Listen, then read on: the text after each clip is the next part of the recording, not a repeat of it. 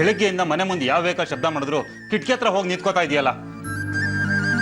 ವೇದಿಕಾ ಬಂದ್ಲೇನೋ ಅಂತ ನೋಡ್ತಾ ಇದ್ದೀನಿ, ಆದ್ರೆ ಅವಳು ಬರ್ಲೇ ಇಲ್ಲ. ಬರ್ತಾಳೆ. ಸಂತೋಷ್ ಪರ್ಮಿಷನ್ ತಗೊಂಡು ಬರ್ತೀನಿ ಅಂತ ಹೇಳಿದಾಳೆ ಅಂತ ಹೇಳಿದೆ ಅಲ್ವಾ? ನನ್ನ ಮಗಳು ನನ್ನನ್ನು ನೋಡೋದಕ್ಕೆ ಅವನ್ ಪರ್ಮಿಷನ್ ತಗೋಬೇಕಾ? ಹೊತ್ತು ಹೆತ್ತು 20 ವರ್ಷ ಬೆಳೆಸಿದ್ದೀನಿ. ಯಾರೇ ಅವನು? ಪರಿಚಯ ಆಗಿ 2 ವರ್ಷ ಆಗಿಲ್ಲ, ನನ್ನ ನೋಡೋದಕ್ಕೆ ಅವನ್ ಪರ್ಮಿಷನ್ ತಗೋಬೇಕಾ? ಯಾವ ನ್ಯಾಯ ರೀ ಇದು? ಸಮಾಧಾನ ಮಾಡ್ಕೋ. ವೇದಿಕೆ ಈಗ ನಮ್ಮ ಮಗಳು ಮಾತ್ರ ಅಲ್ಲ, ಸಂತೋಷ್ ಕೈಯಲ್ಲಿ ತಾಳಿ ಕಟ್ಟಿಸ್ಕೊಂಡಿದ್ದಾಳೆ. ನಾವು ಅವನನ್ನ ಒಪ್ಲಿ ಬಿಡ್ಲಿ, ಅವನೇ ಗಂಡ ಅಂತ ಅವಳು ಒಪ್ಕೊಂಡಿದ್ದಾಳೆ. ನಾವೇನ್ ಮಾಡಕ್ಕಾಗುತ್ತೆ? ಎಲ್ಲೋ ಕದ್ದೋಡೋಗಿ ತಾಳಿ ಕಟ್ಟಿಸ್ಕೊಂಡ್ಬಿಟ್ರೆ ಅವಳ ಗಂಡ ಆಗ್ಬಿಡ್ತಾನ? ಅವಳನ್ನ ಹೆತ್ತು ಬೆಳೆಸಿರೋ ಅಪ್ಪ ಅಮ್ಮ ನಾವಿನ್ನೂ ಬದುಕಿಲ್ವೇನ್ರಿ? ನಮಗೊಂದು ಮಾತು ತಿಳಿಸ್ಲಿಲ್ಲ, ನಮ್ಮ ಒಪ್ಪಿಗೆ ತಗೊಳ್ಳಿಲ್ಲ. ಒಂದು ವಾಲ್ಗ ಇಲ್ಲ, ಲಗ್ನ ಪತ್ರಿಕೆ ಇಲ್ಲ, ನೆಂಟ್ರನ್ನಂತೂ ಕರೀಲೇ ಇಲ್ಲ. ಇದನ್ನ ಯಾರೇ ಮದುವೆ ಅಂತ ಒಪ್ಕೊಳ್ತಾರೆ? ಮೊದಲು ಈ ರೀತಿ ಎಕ್ಸಿಟ್ ಆಗೋದನ್ನ ನಿಲ್ಸು. ನಿನ್ನ ಆರೋಗ್ಯಕ್ಕೆ ಒಳ್ಳೇದಲ್ಲ. ಡಾಕ್ಟರ್ ಹೇಳ್ತಾರೆ. ಅವ್ರಿಗೆ ಏನ್ರಿ ಗೊತ್ತಾಗುತ್ತೆ ತಾಯಿ ಸಂಕಟ ಏನು ಅಂತ? ಅವ್ರ ಮಗಳು ಯಾವ ಜೊತೆ ಓಡೋಗಿದ್ರೆ ಅವಾಗ ಗೊತ್ತಾಗಿರೋದು ನನ್ ಕಷ್ಟ ಏನು ಅಂತ. ಎಲ್ಲ ಆಗಿ ದಾಡ್ತಿಂದಾನೆ. ಅವ್ರಿಗೆಲ್ಲ ವಿಷಯ ಗೊತ್ತಿದ್ರು ನಮ್ಮಿಂದ ಮುಚ್ಚಿಟ್ಬಿಟ್ಲು. ಪಾಪಿ ಹೆಂಗ್ಸು. ಅವಳಿಗೆ ಹೇಗಾದ್ರೂ ಮನ್ಸು ಬಂತು ರೀ ನನ್ನಿಂದ ನನ್ನ ಮಗಳನ್ನ ದೂರ ಮಾಡೋದಕ್ಕೆ. ಅವಳಿಗೂ 2 ಮಕ್ಕಳಿದಾರಲ್ಲ, ಅವರಿಂದ ಅವಳನ್ನ ದೂರ ಮಾಡ್ಬಿಡ್ತೀನಿ. ಅವಾಗ ಗೊತ್ತಾಗತ್ತೆ ಅವಳಿಗೆ. ನೀನ್ ಹೋಗಿ ಮಲಗ್ತೀಯ ಸುಮ್ನೆ. ರವಿ, ಏನಾಯ್ತಪ್ಪ? ವೇದಿಕಾ ಇನ್ನೂ ಮನೆಗೆ ಬಂದಿಲ್ಲ ಅಂತ ಪರಿಮಳ ಟೆನ್ಷನ್ ಮಾಡ್ಕೊಂಡಿದ್ದಾಳೆ. ಬರ್ತಾಳೆ ಅಂತ ಹೇಳಿದ್ರು ನಂಬ್ತಾನೆ ಇಲ್ಲಮ್ಮ. ನೀವಾದ್ರೂ ಸ್ವಲ್ಪ ಹೇಳಿ ಇವ್ರಿಗೆ. ನನ್ನ ಮಾತನ್ನ ಅರ್ಥನೇ ಮಾಡ್ಕೊಳ್ತಿಲ್ಲ ಇವರು. ನೋಡಿ ಪರಿಮಳ, ವೇದಿಕಾ ಈ ಮನೆಗೆ ಯಾವಾಗ ಬೇಕಾದ್ರೂ ಬರ್ಬೋದು ಅಂತ ನಾನು ರವಿ ಹತ್ರ ಹೇಳಿದ್ದೀನಿ. ಅವಳು ಇಲ್ಲಿಗೆ ಬಂದ್ರೆ ನಾವೆಲ್ಲಿ ಬೈತೀವೋ ಅನ್ನೋ ಹೆದರಿಕೆಗೆ ಅವಳು ಬಂದಿಲ್ಲ. ಆದ್ರೆ ಅವಳು ಬಂದೇ ಬರ್ತಾಳೆ. ನೀನ್ ಸ್ಟ್ರೆಸ್ ಮಾಡ್ಕೋಬೇಡ ಕಣೆ. ನಿಮ್ಮ ಮಾತೆ ನನಗೆ ಸಮಾಧಾನ ಆತೆ. ನೀವೇನಾದ್ರೂ ವೇದಿಕಾ ಈ ಮನೆ ಕಾಲಿಡಬಾರ್ದು ಅಂತ ಹೇಳಿದ್ರೆ ನಾನು ಪ್ರಾಣನೇ ಬಿಟ್ಬಿಡ್ತಾ ಇದ್ದೆ ಅಷ್ಟೆ. ಅದಕ್ಕೆ ಯಾಕೆ ಸಣ್ಣ ವಿಷಯಕ್ಕೆ ಸಾಯೋ ಮಾತಾಡ್ತೀರಾ? ನಿಮಗೆ ನನ್ನ ಸಂಕಟ ಏನು ಅಂತ ಅರ್ಥ ಆಗ್ತಿಲ್ಲ ಸೂರ್ಯ, ಅದಕ್ಕೆ ಇದನ್ನ ಸಣ್ಣ ವಿಷಯ ಅಂತ ಹೇಳ್ತಿದ್ದೀರಾ. ಇಲ್ಲ ಅದಕ್ಕೆ ನನಗೆ ನಿಮ್ಮ ನೋವು ಅರ್ಥ ಆಗುತ್ತೆ. ನೋಡಿ, ನಾಳೆ ಮಧ್ಯಾಹ್ನ ಅಷ್ಟರಲ್ಲಿ ವೇದಿಕಾ ಬಂದಿಲ್ಲ ಅಂದರೆ ನಾನು ಅಣ್ಣನೇ ಅಲ್ಲಿಗೆ ಹೋಗಿ ಅವಳನ್ನ ಕರ್ಕೊಂಬರ್ತೀವಿ. ಅದು ಯಾರು ತಡಿತಾರೋ ನಾನು ನೋಡ್ತೀನಿ.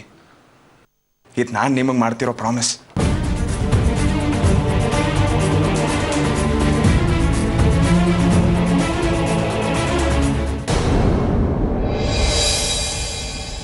ನಾಳೆ ವೇದಿಕಾ ಬರ್ತಾಳೆ ಅಂತ್ಯಾ? ಏನೂ ಗೊತ್ತಿಲ್ಲಮ್ಮ, ಡೌಟ್ಫುಲ್ ಆಗಿದೆ. ನನ್ನ ಜೊತೆ ಹಾಸ್ಪಿಟ್ಲಿಗೆ ಬಾ ಅಂತ ಹೇಳಿದೆ, ಅದಕ್ಕೆ ಅವಳು ಒಪ್ಲೇ ಇಲ್ಲ. ಸಂತೋಷ್ ಬಂದ್ಮೇಲೆ ಅವನು ಕೇಳ್ಕೊಂಡ್ ಬರ್ತೀನಿ, ಇಲ್ಲಾಂದ್ರೆ ಸಿಟ್ ಮಾಡ್ಕೊಳ್ತಾನೆ ಅಂತ ಹೇಳಿದ್ಲು. ನೋಡೋನು ಅವಳನ್ನ ಹೇಗೆ ಹೆದರ್ಸಿಟ್ಕೊಂಡಿದ್ದಾನೆ ಅಂತ. ನನಗೇನೋ ವೇದಿಕಾ ಬರಲ್ಲ ಅನ್ಸುತ್ತೆ. ಬರಲ್ಲ ಅಂದರೆ ತುಂಬ ಸೀರಿಯಸ್ ಪ್ರಾಬ್ಲಮ್ ಆಗುತ್ತಮ್ಮ. ಪಾಪ ಅದಕ್ಕೆ ಇದನ್ನೇ ಮನ್ಸಿಗೆ ಹಚ್ಕೊಂಡು ಕೂತಿದ್ದಾರೆ. ಆದ್ರೆ ಅದೃಷ್ಟ ಬಿಡ್ಬೇಕಲ್ಲ. ಅದೇ ತಡಿತಾನ ನಾನು ನೋಡ್ತೀನಿ. ಬಿಡಲ್ಲ ಅಂದರೆ 2 ಬಿಟ್ಟು ಅವಳನ್ನ ಕರ್ಕೊಂಬರ್ತೀನಿ. ಸೂರ್ಯ, ಹಾಗೆಲ್ಲ ಆವೇಶಕ್ಕೊಳಗಾಗೇನೋ ಮಾಡೋದು ದೊಡ್ಡದಲ್ಲ ಕಣೋ. ನಾಳೆ ನಿನ್ ಮೇಲಿನ ಕೋಪನ ವೇದಿಕಾ ಮೇಲೆ ತೋರಿಸಿದ್ರೆ ಏನ್ ಮಾಡೋದು? ಹೌದು, ಅವನೊಂಥರ ಸ್ಯಾಡಿಸ್ಟ್. ನೀನು ಅವನ ಮೇಲೆ ಕೈ ಮಾಡಿದ್ರೆ ಅದು ವೇದಿಕನ ಮೇಲೆ ರಿಫ್ಲೆಕ್ಟ್ ಆಗುತ್ತೆ. ಅದಕ್ಕೇನ್ ಮಾಡುವಂತ್ಯ? ನಾವೆಲ್ಲ ಹೇಳಿ ತರ ಕೈ ಕಟ್ಕೊಂಡು ಕೂತ್ಕೊಬೇಕಾ? ಆ 3 ಕಾಸ್ಗೂ ಯೋಗ್ಯತೆ ಇಲ್ದಿರೋ ಮನುಷ್ಯ ಅವ್ನ ಆಡೋ ಆಟಗಳನ್ನೆಲ್ಲ ನೋಡ್ಕೊಂಡು ನಾವು ಸುಮ್ಮನೆ ಕೂತ್ಕೊಬೇಕು ಅಂತ್ಯ? ಸಮಾಧಾನ ಮಾಡ್ಕೋ ಸೂರ್ಯ. ನಾಳೆ ವೇದಿಕಾ ಮನೆಗೆ ಬಂದೇ ಬರ್ತಾಳೆ ಅಂತ ಪರಿಮಳ ಖುಷಿಯಾಗಿದ್ದಾಳೆ. ಈ ಮಾತೇನಾದ್ರೂ ಅವಳು ಕೇಳಿಸ್ಕೊಂಡ್ರೆ ಅಪ್ಸೆಟ್ ಆಗ್ತಾಳೆ. ಸರಿ ಆಯ್ತು, ನೀವಿಬ್ರೆ ಡಿಸೈಡ್ ಮಾಡಿ. ಆದ್ರೆ ಸಂತೋಷ್ ವೇದಿಕನ ತಾನಾಗೆ ಮನೆಗೆ ಕಳ್ಸಕ್ಕೆ ಒಂದು ದಾರಿ ಇದೆ. ಆದ್ರೆ ಅದಕ್ಕೆ ನೀವಿಬ್ರು ಒಪ್ಕೋಬೇಕಷ್ಟೇ. ವೇದಿಕಾ ಮನೆಗೆ ಬಂದು ಪರಿಮಳ ಮೊದಲ ತರ ಆಗೋದಾದ್ರೆ ನಾನು ಏನ್ ಬೇಕಾದ್ರೂ ಮಾಡಕ್ ರೆಡಿ. ಹೇಳಮ್ಮ ಅದೇನು ಅಂತ. ನೋಡು, ಸಂತೋಷ್ ಉದ್ದೇಶ ಏನು ಅಂತ ನನಗೆ ಚೆನ್ನಾಗಿ ಅರ್ಥ ಆಗಿದೆ. ಅದಕ್ಕೆ ನಾವು ವೇದಿಕನ ಸುಮ್ಮನೆ ಕಳಿಸ್ಕೊಡು ಅಂದ್ರೆ ಅವ್ನು ಕಳಿಸ್ಕೊಡಲ್ಲ. ಮತ್ತೆ ಅವನಿಗೆ ಶ್ರೀಮಂತರ ಮನೆ ಹುಡುಗಿನ ಮದುವೆ ಆಗಿ ತನ್ನ ಶ್ರೀಮಂತರ ಮನೆ ಅಳಿಯ ಅಂತ ಹೇಳ್ಕೊಂಡು ಮೆರೆಯೋ ಆಸೆ ಕಣೋ. ಅದಕ್ಕೆ ಅವನ ಆಸೆ ಪಟ್ಟಂಗೆ ಈ ಮನೆ ಅಳಿನಾಗ್ ಮಾಡ್ಕೊಳ್ಳೋದು ಅಂತನಾ? ನಮಗ್ ಬೇರೆ ದಾರಿ ಏನಿದೆಯೋ ಸೂರ್ಯ? ನಮ್ಮ ಮಗಳು ನಮಗ್ ಬೇಕು ಅಂದ್ರೆ ಅಮ್ಮ ಹೇಳ್ದಾಗ ಕೇಳಬೇಕು, ಇಲ್ಲಾಂದ್ರೆ ವೇದಿಕನ ಆಸೆ ಕೈ ಬಿಡ್ಬೇಕು ಅಷ್ಟೇ. ಹಾಗೇನಾದ್ರೂ ಆದ್ರೆ ಪರಿಮಳ ಪರ್ಮನೆಂಟ್ ಆಗಿ ಹಾಸಿಗೆ ಇಟ್ಬಿಟ್ಟಾಳಷ್ಟೇ.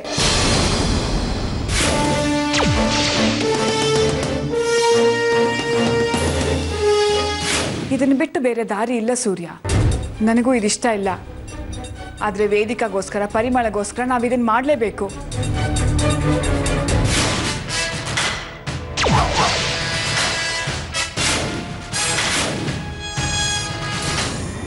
ನೋಡ್ ರವಿ, ನಾಳೆ ನೀನು ಹೋಗಿ ನಿಮ್ಮ ಮೇಲೆ ನಮ್ಗೆ ಯಾವುದೇ ಕೋಪ ಇಲ್ಲ, ನಿಮ್ಮ ಮದುವೆ ನಾವು ಒಪ್ಕೊಂಡಿದ್ದೀವಿ, ಒಂದು ಒಳ್ಳೆ ದಿನ ನೋಡಿ ಊರ್ನವ್ರನ್ನೆಲ್ಲ ಕರೆದು ಅವ್ರ ಮುಂದೆ ಗ್ರ್ಯಾಂಡಾಗಿ ರಿಸೆಪ್ಷನ್ ಮಾಡ್ತೀವಿ ಅಂತ ಹೇಳು.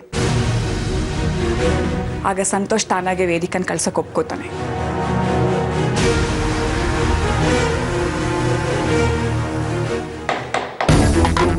ಸೂರ್ಯ ಅಂದ್ರೆ ಯಾರು ಇಲ್ಲಿ?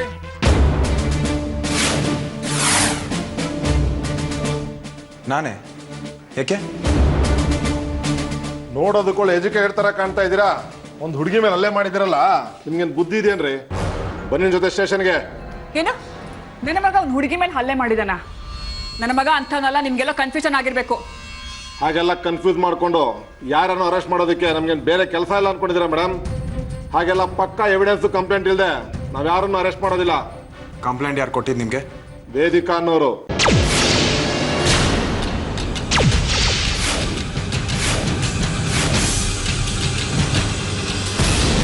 ಏನು, ನಮ್ ವೇದಿಕಾ ಸೂರ್ಯ ಕೈ ಮಾಡಿದಾನೆ ಅಂತ ಕಂಪ್ಲೇಂಟ್ ಕೊಟ್ಟಿದ್ದಾಳ? ಹೌದ್ರಿ ಮೇಡಮ್, ವೇದಿಕಾ ಸಂತೋಷ್ ಅನ್ನೋರ್ ಮೇಲೆ ಇವ್ರು ಹಲ್ಲೆ ಮಾಡಿದ್ದಾರೆ ಅಂತ ಕಂಪ್ಲೇಂಟ್ ಬಂದಿದೆ. ಇವ್ರು ಹಲ್ಲೆ ಮಾಡೋದ್ರಿಂದ ಅವ್ರ ತಲೆಗೆ ಕೈಗೆ ಪೆಟ್ಟು ಬಿದ್ದಿದೆ. ಅದ್ರ ಮೆಡಿಕಲ್ ರಿಪೋರ್ಟ್ಸ್ ಕೂಡ ನಮ್ಮ ಹತ್ರ ಇದೆ. ಏನು ಇದು ರವಿ, ನನಗೊಂದು ಅರ್ಥ ಆಗ್ತಾ ಇಲ್ಲ. ಇನ್ಸ್ಪೆಕ್ಟರ್, ನಾನು ಲಾಯರ್, ಮೆಡಿಕಲ್ ರಿಪೋರ್ಟ್ ಕೊಡಿ. ನೋಡಿ, ನಿಮ್ಗೆ ಏನೇ ಕ್ಲಾರಿಫಿಕೇಶನ್ಸ್ ಬೇಕಿದ್ರು ಸ್ಟೇಷನ್ಗೆ ಬನ್ನಿ, ಅಲ್ಲೇ ಕೊಡ್ತೀನಿ. ಸೂರ್ಯ, ಬನ್ನಿ ನಮ್ಮ ಜೊತೆ.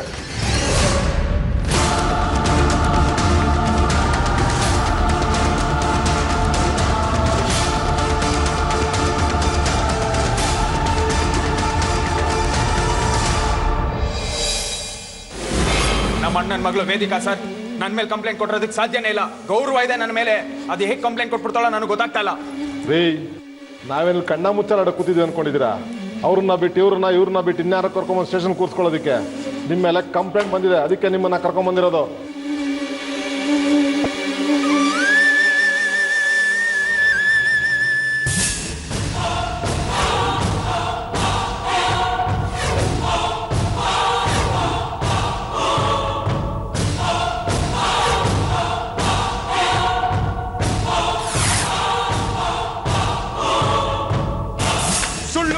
ಸುಳ್ಳು ಕಂಪ್ಲೇಂಟ್ ಇದು. This is a big fat lie to trap me. ನನ್ನ ಮೇಲೆ ಮಾಡಿರೋ ಸಂಚಿದು. ರೀ, ವೇದಿಕಾ ಅವ್ರ ಮೇಲೆ ಯಾರು ಹಲ್ಲೆ ಮಾಡೋದ್ರಿಂದ ಗಾಯಗಳಾಗಿದೆ ಅಂತ ಡಾಕ್ಟರ್ಸ್ ರಿಪೋರ್ಟ್ ಇದೆ, ನೋಡ್ರಿ ಸರಿಯಾಗಿ. ಸರ್, ಅವ್ರ ಮನೆ ಎಲ್ಲಿದೆ ಅಂತಾನೆ ನನಗೆ ಗೊತ್ತಿಲ್ಲ. ಇನ್ನು ನಾನು ಹೋಗಿ ಹೊಡೆಯೋದಕ್ಕೆ ಹೇಗೆ ಸಾಧ್ಯ ಹೇಳಿ? It's a fabricated evidence sir. ಇದನ್ನ ಇಟ್ಕೊಂಡು ನೀವು ನನ್ನ ಮೇಲೆ ಚಾರ್ಜ್ ಶೀಟ್ ಹೇಗೆ ಮಾಡೋಕ್ಕಾಗತ್ತೆ? ನಿಮ್ಗಾನ ಬುದ್ಧಿ ಬೇಡವಾ? ಏಯ್, ಬಾಯಿ ಮುಚ್ಕೊಂಡು ಸುಮ್ಮನೆ ಇರ್ರಿ. ಕತ್ತು ಕೂಸ ಅಂತ ಇಂಗ್ಲೀಷ್ ಮಾತಾಡ ಎದುರ್ಕೊಂಡ್ಬಿಡ್ತೀವಿ ಅನ್ಕೊಂಡಿದ್ದೀರಾ? ನೋಡೋದಕ್ಕೂ ಸಾಫ್ಟ್ವೇರ್ ಇಂಜಿನಿಯರ್ ತರ ಇದ್ದೀರಾ, ಮಾಡೋದು ನೋಡಿದ್ರೆ ಹಾರ್ಡ್ವೇರ್ ಕೆಲಸ. ಛೇ, ಮೊದಲೆಲ್ಲ ಜಾಸ್ತಿ ಓದಿದವರು ಅನ್ಎಜುಕೇಟೆಡ್ ಕ್ರೈಮ್ ಮಾಡ್ತಾರೆ ಅನ್ಕೊಂಡಿದ್ವಿ. ಪಾಪ ಅವ್ರಿಗೇನು ತಿಳುವಳಿಕೆ ಇರಲಿಲ್ಲ, ಮಾಡ್ತಾ ಇದ್ರು ಅನ್ಕೊಂಡಿದ್ವಿ. ಆದರೆ ಈಗ ನಿಮ್ಮ ಹತ್ರ ಹೈಲಿ ಎಜುಕೇಟೆಡ್ಸು ಈ ಸೊಸೈಟಿನ ಹೈಫೈ ಅನ್ನಿಸ್ಕೊಂಡ್ರೆ ಜಾಸ್ತಿ ಕ್ರೈಮ್ ಮಾಡ್ತಾ ಇರೋದು. ನನ್ನ ಕರ್ಮ, ದಿನ ಬೆಳಗಾದ್ರೆ ನಿಮ್ಮಂತ ಕ್ರಿಮಿನಲ್ಸ್ನ ಹ್ಯಾಂಡ್ ಮಾಡಬೇಕಲ್ಲ. No, don't call me a criminal. ನನ್ನ ಮೇಲೆ ಕಂಪ್ಲೇಂಟ್ ಆಗಿರೋದು ಅಷ್ಟೇ. It's not yet been proved. ಏಯ್, ಇರ್ಚ್ಕೊಂಬೇಡ ಕಣಯ್ಯ, ಎದೆಗೆ ಹಿಡ್ಕೊಂಡ್ಬಿಡತ್ತೋ, ಕೂತ್ಕೊಳ್ಳ ಸುಮ್ಮನೆ. ಸರ್, ಮರ್ಯಾದೆ ಕೊಟ್ಟು ಮಾತಾಡಿ. ಕರ್ಸಿ ಅವನ್ನ ಇಲ್ಲಿ ಹೇಳ್ಸಿ ನನ್ನ ಮುಂದೆ ನಾನು ಕಂಪ್ಲೇಂಟ್ ಕೊಟ್ಟಿರೋದು ನಿಜ ಅಂತ. ಆಯ್ತು, ಅವ್ರು ಒಂದು ಹೇಳಿದ್ರೆ ನೀನು ಸಮಾಧಾನ ಮಾಡ್ಕೋತೀಯಾ? ಕೂತ್ಕೋತೀಯಾ? Phone number. ರೀ ಸಂತೋಷ್, ನಿಮ್ಮ ಹೆಂಡತಿನ ಕರ್ಕೊಂಡು ಸ್ಟೇಷನ್ಗೆ ಬನ್ರಿ. ಕೂತ್ಕೊಳ್ಳಯ್ಯ. ಏ, ಕಾಫಿ ಹೇಳಲೇ.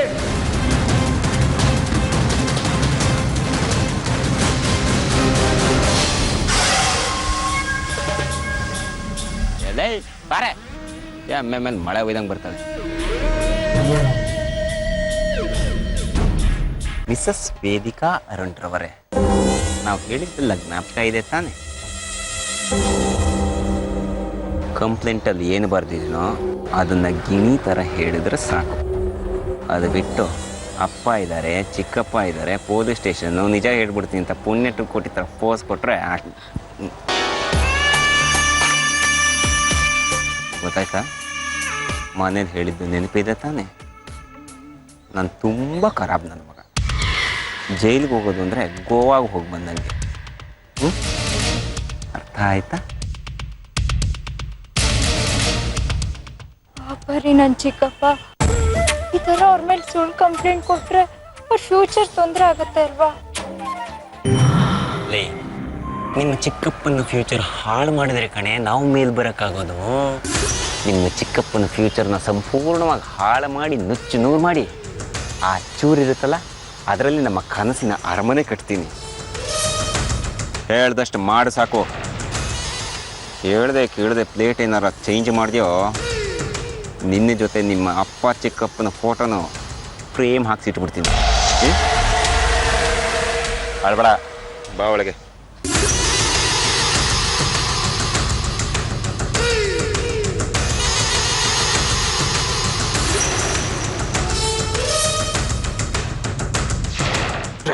ಅರುಣ್ ನಮ್ಮನ್ನೆಲ್ಲ ಟ್ರ್ಯಾಪ್ ಮಾಡಬೇಕು ಅಂತಾನೆ ಈ ರೀತಿ ಮಾಡ್ತಾ ಇದ್ದಾನೆ.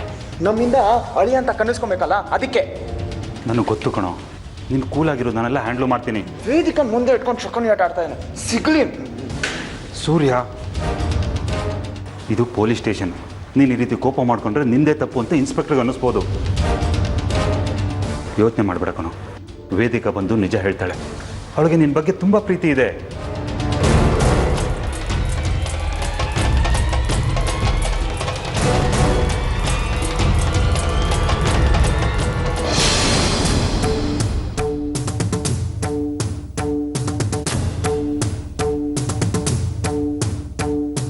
ಯಾಕಮ್ಮ ವೇದಿಕಾ ಹೀಗೆ ಮಾಡಿದೆ? ಸೂರ್ಯ ಚಿಕ್ಕಪ್ಪ ನೀನು ಹೊಡೆದ ಅಂತ ಕಂಪ್ಲೇಂಟ್ ಕೊಟ್ಟಿದ್ಯಾ? ಅದಕ್ಕೆ ಇವನನ್ನು ಕರ್ಕೊಂಬಂದು ಸ್ಟೇಷನಲ್ಲಿ ಕೂರಿಸಿದ್ದಾರೆ. ಇವ್ ನಿನಗೆ ಹೊಡೆಯೋದಿರಲಿ, ಒಂದು ಸಲನೂ ಗದರಿಸ್ದವನಲ್ಲ. ನಿನ್ನ ಕಂಡ್ರೆ ಪ್ರಾಣ ಇವನಿಗೆ. ಸ್ಕೂಲಲ್ಲಿ ಟೀಚರು ನಿನಗೆ ಹೊಡೆದ್ರು ಅಂತ ಆ ಸ್ಕೂಲ್ನ ಬಿಡಿಸಿ ಬೇರೆ ಸ್ಕೂಲಿಗೆ ಸೇರಿಸ್ದ. ಅಷ್ಟು ಪ್ರೀತಿ ನಿನ್ನ ಕಂಡ್ರೆ. ಅಂಥವನ ಮೇಲೆ ಯಾಕಮ್ಮ ಹೀಗೆ? ಅಣ್ಣ, ಇವಳನ್ನ ಯಾಕೆ ಕೇಳ್ತಾ ಇದೆಯಾ? ಇದನ್ನೆಲ್ಲ ರಾಸ್ಕಲ್ ಸಂತೋಷ್ ಮಾಡಿದ್ದು. ಬರ್ಲಿ ಅವ್ನು. ವೇದಿಕಾ, ಇದು ಪೊಲೀಸ್ ಸ್ಟೇಷನ್. ನಿನ್ನ ಜೊತೆ ನಾನು ನಿನ್ನ ಚಿಕ್ಕಪ್ಪ ಇದ್ದೀವಿ. ನಿಜ ಏನು ಅಂತ ಇನ್ಸ್ಪೆಕ್ಟರ್ ಹತ್ರ ಹೇಳಮ್ಮ, ಹೆದರ್ಕೋಬೇಡ. ಬಾ ಹೇಳು ವೇದಿಕಾ. ಹಲೋ ಮಾವ, ನನಗೆ ಗೊತ್ತಿತ್ತು ನೀವು ಇದೇ ಡೈಲಾಗ್ ಹೇಳ್ತೀರಾ ಅಂತ. ಅದಕ್ಕೆ ವೇದಿಕೆಗೆ ನಾನು ಕೌಂಟ್ರ್ ಡೈಲಾಗು ಹೇಳ್ಕೊಟ್ಟಿದ್ದೀನಿ ಅಲ್ವಾ ವೇದಿಕಾ? ಹೇಳಮ್ಮ, ಹೇಳ್ಕೊಟ್ಟಿರ ಕೌಂಟ್ರ್ ಡೈಲಾಗು. ಏನೋ ಸೂರ್ಯ, ಇದು ಪೊಲೀಸ್ ಸ್ಟೇಷನ್. ನಮಸ್ಕಾರ ಸರ್. ಓ, ನೀವಾ? ವೇದಿಕಾ ಇವರನಾ? ಹಾಂ, ಬನ್ರಿ, ಕೂತ್ಕೊಳ್ಳಮ್ಮ. ಹಾಂ, ಎಲ್ಲಪ್ಪ ಇವ್ರ ಫೈಲು.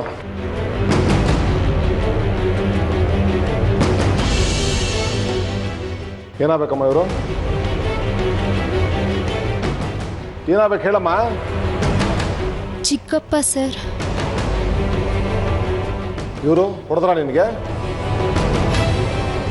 ಹೇಳಮ್ಮ, ಇವ್ರು ನಿನ್ಗೆ ಹೊಡೆದ್ರಾ?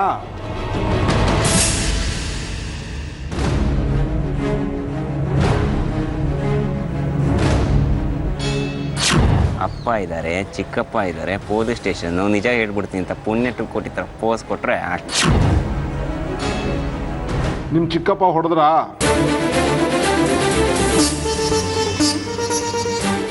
ಇವ್ರು ಹೊಡೆದ್ರು ಅಂತ ಕಂಪ್ಲೇಂಟ್ ಬರ್ಕೊಟ್ಟಿದ್ಯಾ? ಈ ಕಂಪ್ಲೇಂಟ್ನ ನೀನು ತಾನೇ ಬರೆದಿರೋದು? ಹೇಳಮ್ಮ, ಇವ್ರು ಹೊಡೆದ್ರಾ ನಿನಗೆ? ಹೇಳಿ. ಇನ್ಸ್ಪೆಕ್ಟರ್ ಕೇಳ್ತಿದ್ದಾರೆ, ಭಯ ಪಡಬೇಡ, ಹೇಳಮ್ಮ. ಹೇಳು ವೇದಿಕಾ, ಹೆದರ್ಕೋಬೇಡ. ಹೇಳಮ್ಮ. ಸರ್, ಇವರಪ್ಪ ಚಿಕ್ಕಪ್ಪ ಸರ್. ನೋಡಿ ಫುಲ್ಲಿ ಗಾಬರಿ ಆಗ್ಬಿಟ್ಟಿದ್ದಾಳೆ ಸರ್.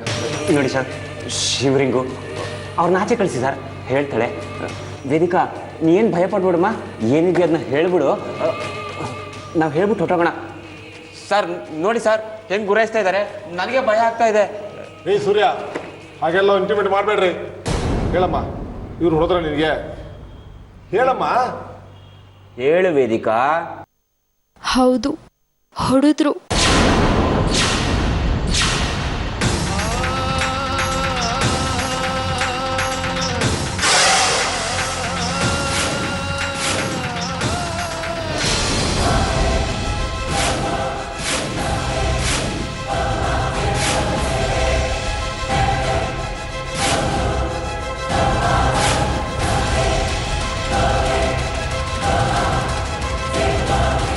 ಯಾಕೆ ಹೊಡೆದ್ರು ಅವರು? ಸರ್ ನಮ್ಮಿಬ್ರದ್ದು ಬೇರೆ ಕ್ಯಾಸ್ಟ್ ಸರ್, ಅದಕ್ಕೆ ಇವ್ರು ನಮ್ಗೆ ಹೊಡೆದ್ರು. ಏಯ್ ಅದನ್ನ ಅವ್ರು ಹೇಳಿ, ನೀವು ಸುಮ್ಮನೆ ಇರ್ರಿ. ಹೇಳಮ್ಮ. ನಾನು ಇವ್ರನ್ನ ಇಷ್ಟಪಟ್ಟೆ ಅಂತ ಹೊಡೆದ್ರು ಸರ್. ಏನೇ ಹೇಳಿದೆ? ಸೂರ್ಯ ನೀನು ಕೊಡೋಣ ಸುಳ್ಳು ಹೇಳ್ತಾ ಇದೀಯಾ ನಿನ್ನ? ಏ ಮಿಸ್ಟರ್, ನೀವು ಲಾಯರ್ ಇರ್ಬೋದು, ಹಾಗಂತ ಇಲ್ಲಿ ದರ್ಪ ತೋರ್ಸಕ್ ಬರಬೇಡಿ. ನಿಮ್ಮ ಮಗಳನ್ನ ಹೆದರ್ಸಿ ಬದಲಿ ಸ್ಟೇಟ್ಮೆಂಟ್ ಚೇಂಜ್ ಮಾಡಕ್ ನೋಡಿದ್ರೆ ನಿಮ್ಮ ಮೇಲೂ ಚಾರ್ಜ್ ಶೀಟ್ ಆಗಬೇಕಾಗುತ್ತೆ. ಹುಷಾರ್. ಇವಳು ಸುಳ್ಳು ಹೇಳ್ತಿದ್ದಾಳೆ. ಸೂರ್ಯ ಅವನ ಹೊಡೆದ ಇಲ್ಲ. ಇವಳು ತಂದೆಯಾಗಿ ನಾನು ಹೇಳ್ತೀನಿ, ನನ್ನ ಮಗಳು ಸುಳ್ಳು ಹೇಳ್ತಿದ್ದಾಳೆ. ಈ ಅಯೋಗ್ಯನೇ ಇವಳಿಗೆ ಹೆದರ್ಸಿ ಬೆದರಿಸಿ ಸುಳ್ಳು ಹೇಳಿಸ್ತಿದ್ದಾನೆ. ಮೊದಲು ಇವನನ್ನು ವಿಚಾರಿಸಿ, ನಿಜ ಆಚೆ ಬರುತ್ತೆ. ರೀ ಲಾಯರ್ ಸಾಹೇಬ್ರೆ, ಇದು ನಿಮ್ಮ ಲಾಯರ್ ಆಫೀಸ್ ಅಲ್ಲ, ನನ್ನ ಸ್ಟೇಷನ್ನು. ಇಲ್ಲಿ ಏನು ಮಾಡಬೇಕು ಮಾಡಬಾರ್ದು ಅಂತ ನನಗೆ ಚೆನ್ನಾಗಿ ಗೊತ್ತಿದೆ. ಸುಮ್ಮನೆ ಬಾಯಿ ಮುಚ್ಕೊಂಡು ನಿಂತ್ಕೊಂಡ್ರೆ ಸರಿ, ಇಲ್ಲ ಅಂದ್ರೆ ಆಚೆ ಕಳಿಸ್ಬೇಕಾಗತ್ತೆ.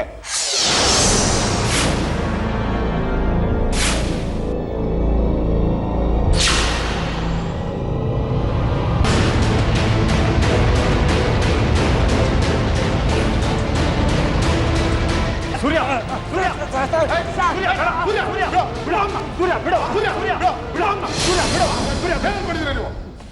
ಸೂರ್ಯ ಸರ್ ನೋಡಿ ಸರ್, ನಿಮ್ಮ ಮುಂದೆನೇ ಹಿಂಗೆ ಕುತ್ತಿಗೆ ಸಾಯ್ಸಕ್ ಬಂದಿದ್ದ. ನನ್ನ ಹೆಂಡತಿಗೂ ಹಂಗೆ ಸರ್ ನೋಡ್ತಿದ್ದು. ಸೂರ್ಯ ಸುಮ್ಮನೆ ಒಳಗಾಕಿ ಸರ್ ಅಂದ. ನಿಜ ಕಣ, ಅವ್ನು ಹೇಳಿ ನಿಜ ಕಣ. ನನ್ನ ಮುಂದೆ ಹೊಡಿತಾ ಇದೆಯಾ? ಅವ್ರಿಗೆ ಹೊಡಿಯುತ್ತೆ ನೀನು, ಖಂಡಿತ ಹೊಡೆದಿರ್ತೆ ನೀನು. ನೀನು ಏನು ಅರ್ಥ ಆಗಲ್ಲ. ಬಾರೋ ಬಾರೋ ಸಲ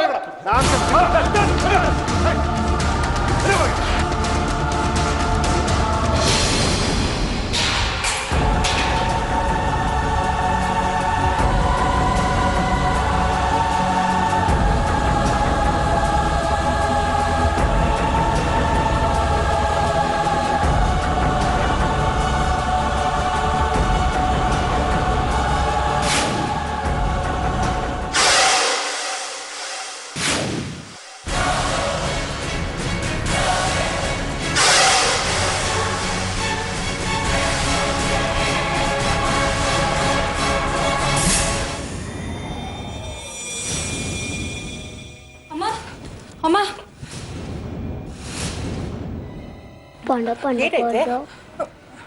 ಆದಿತ್ಯ, ಆರ್ಯನ್ ಕರ್ಕೊಂಡು ಒಳಗೋಗು. ನಾನು ಹೋಗಲ್ಲ. ಬನ್ನಿಲಿ. ಆರ್ತಿ, ಯಾಕೆ ಇಷ್ಟು ಗಾಬರಿ ಆಗಿದ್ಯಾ? ಏನಾಯ್ತು? ಅಮ್ಮ, ಸೂರ್ಯ ಅವ್ರನ್ನ ಪೊಲೀಸ್ನವ್ರು ಅರೆಸ್ಟ್ ಮಾಡಿದಾರಂತೆ. ಯಾಕಂತ?